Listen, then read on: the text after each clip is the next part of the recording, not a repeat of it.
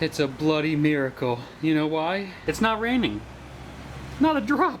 So, welcome back to another episode of $1000 Car Guy. We continue working on the Mustang.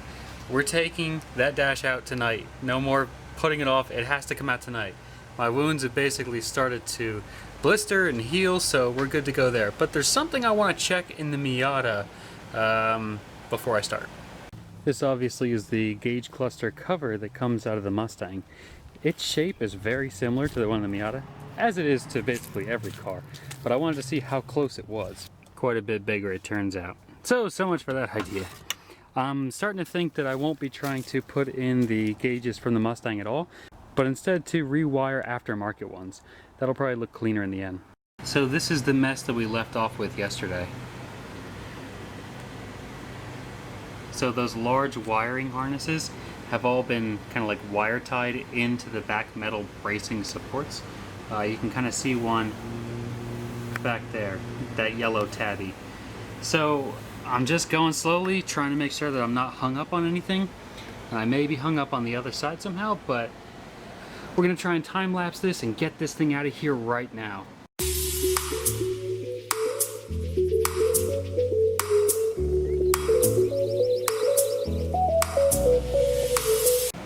I think that was the very last clip. I wish I had a friend to help me.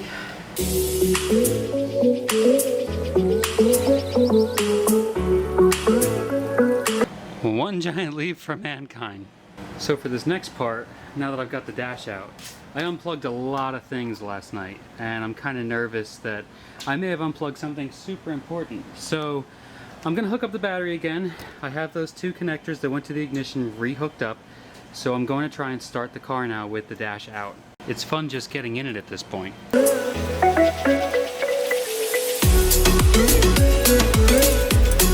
feels kind of dangerous. Okay, so I got no power whatsoever. Now we're in trouble. Update time. The car runs again. Yay! Man, that air conditioner kicks in the worst possible time every time. So underneath the column, let's see if I can do this one-handed. You see that particular gray box and all those big wires coming out of it? Without that plugged in, I have no ignition. I've been systematically unplugging everything else I can and I can think of to make sure that it still runs. So I unplug something, check to see if it runs. Yes, continue, okay. So there's only one wire coming out of the ignition, the shiny piece that turns. And that goes somewhere, I don't know. But without that light gray plastic box, the system doesn't work. There's a pin that goes in underside, and without that, the key just spins kind of freely. So it is crucial to me right now. I'll have to find out and learn how to bypass an ignition system. I'll probably just look on YouTube to find out how that works. Otherwise, I'm going to continue removing and stripping wires until something stops working. So I'm going to call this an early night tonight, even though it's still quite daylight out. But I need to learn how to bypass the ignition system. There's some big parts in there that I'm tired of trying to work around, and I want to remove the rest of the steering column to make my life that much easier. But in order to do that, I need to learn how the ignition system actually works in an SN95. Not just that, but anything really. I mean, I know I turn this and it makes the engine go, but I'm not sure what that tumbler or pin does underneath. So that's what I'm going to spend tonight trying to learn about. And when I pick this up tomorrow, it'll be instantaneous for you. Bam! Time travel. Saturday morning. We actually have a lot of things we want to get done today, so I won't be able to work on the car as much as I wanted, but I wanted to finish up this ignition thing. So I spent late last night, I don't know, I was up till like 2 a.m. trying to learn about how the ignition switch actually works on this car. And in reality, it's pretty simple. I'm not going to go into the wiring because I still don't understand that, but I was looking at the mechanical part of it. And check this out. You see that slash going across? That's actually potato juice.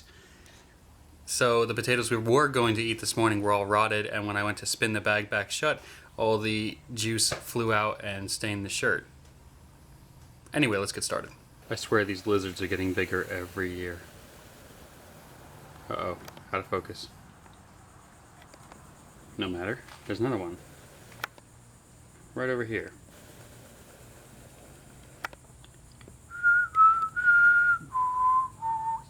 Yeah, so this is basically where we left off the other day. Now, underneath the steering column, that white box, I'm gonna go ahead and take out that bolt. I think it's 7 mil. Scratch that. What I was supposed to do was take out the 2 Torx bits that hold in the entire assembly. So don't take out that 7 mil bolt. There's one, and there's the second. So this is the piece I was trying to get to. So as you can see, this rod actually fits up into the column, and then as you turn the key, this is supposed to be accessories. 1 click forward is neutral, so nothing happening, and then it's like run, and then start, and I guess it's supposed to return back to run once done. So what I'd like to find out is, can I use this to start the car? And then does the key have to be in the ignition for this to do what it's supposed to do? So this is more of a diagnostics right now. So I'm going to go ahead and hook up the battery again and then try and start the car by just using this little switch. That's the goal, anyway. Should be good for some fail video. So the battery's hooked back up and the key is not in the ignition. I'm just going to put that on the seat next to me. And I'm curious to see... Oh, I'm going to have to work the clutch too.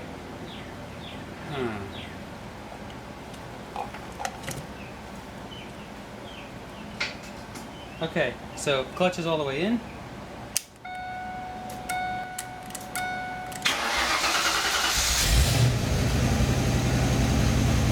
Okay, so I guess we don't need the key. So many wires. What did I get myself into? So as a final sanity check, I'm going to disconnect all the wires that go to the actual switch where the key is.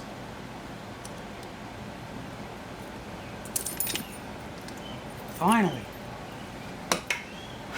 Where were we? Sweating. Already. Florida. Okay, so here we are again. I have the entire steering column connections all disconnected. Gonna depress the clutch all the way. Cross your fingers.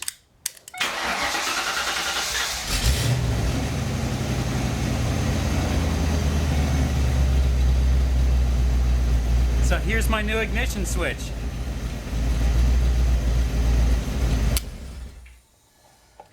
How about it? Well, that was a good learning experience. Now that I have everything from the steering column disconnected and it still runs, I'm going to remove a Torx bit that holds on this knuckle all the way in the back. You see that last threaded screw sticking out from there?